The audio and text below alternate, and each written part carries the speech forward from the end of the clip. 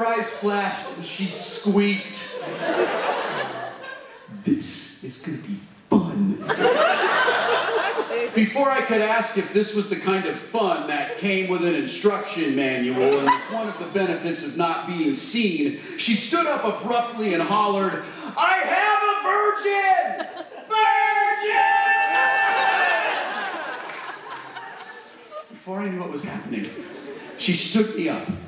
She had me repeat some oath that I've long since forgotten, and she spanked me.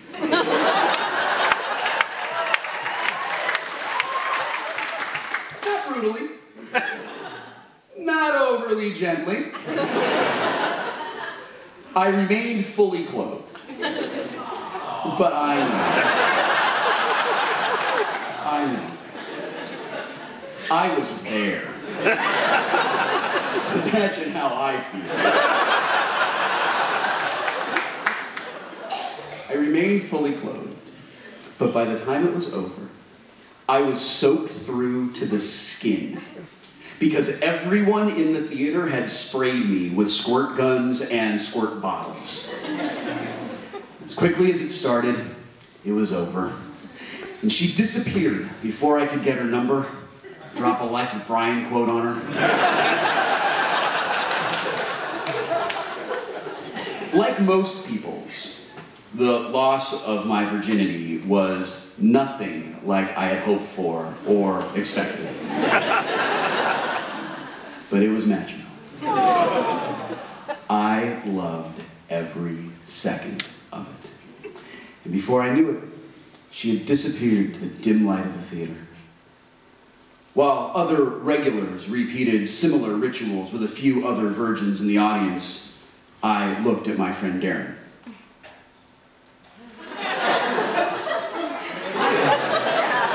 He looked back at me.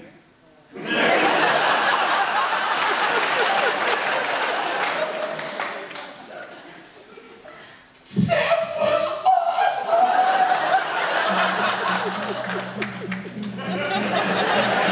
Not only had a girl practically showed me her boobs, she had touched my face seductively. She spanked me. She talked to me on purpose.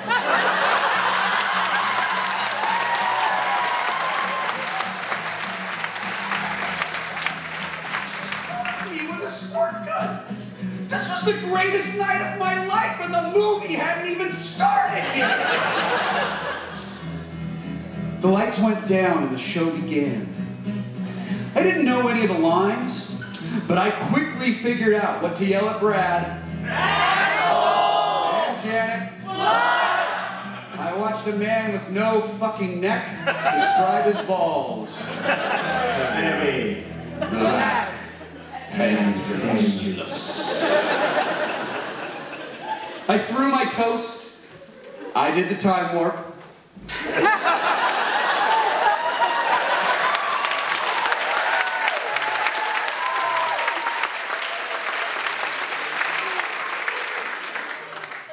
I watched the girl who had taken my rocky virginity play Magenta. This is probably why Magenta is still my favorite character in the whole show to this very day, over 20 years later. When the movie was over, we drove back to La Crescenta in my slightly better than Patrick Stewart's Honda Prelude.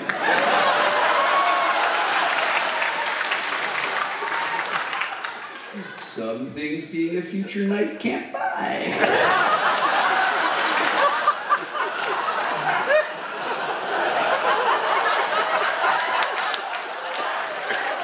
Look, he has a castle and gazillions of dollars. I have the memory of for 6 months having a better car than him.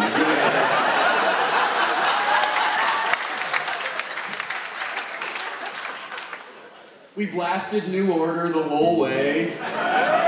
Left the sunroof open, had the windows down.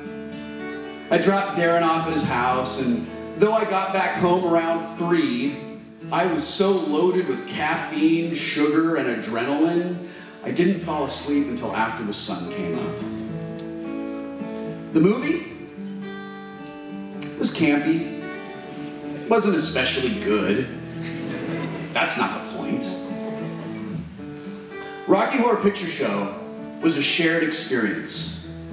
It was a place for misfits of all stripes, people like me, to gather once a week and fly our Transylvanian freak flags.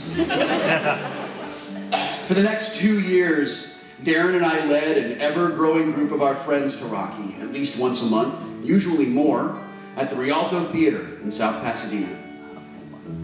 I haven't been since 1991 or 1992, but those years when I did go, and the movie itself, hold a very special place in my memory.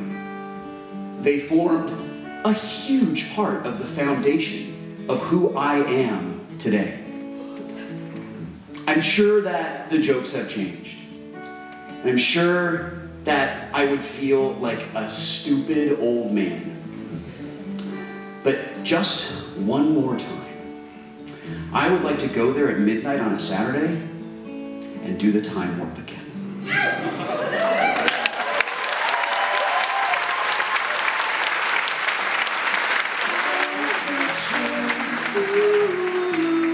Double feature, Dr. X will build a creature,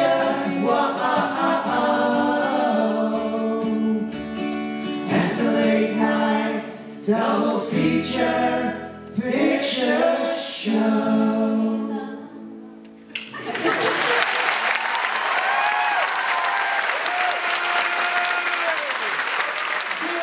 Watching you go to intermission. We'll be back with stuff.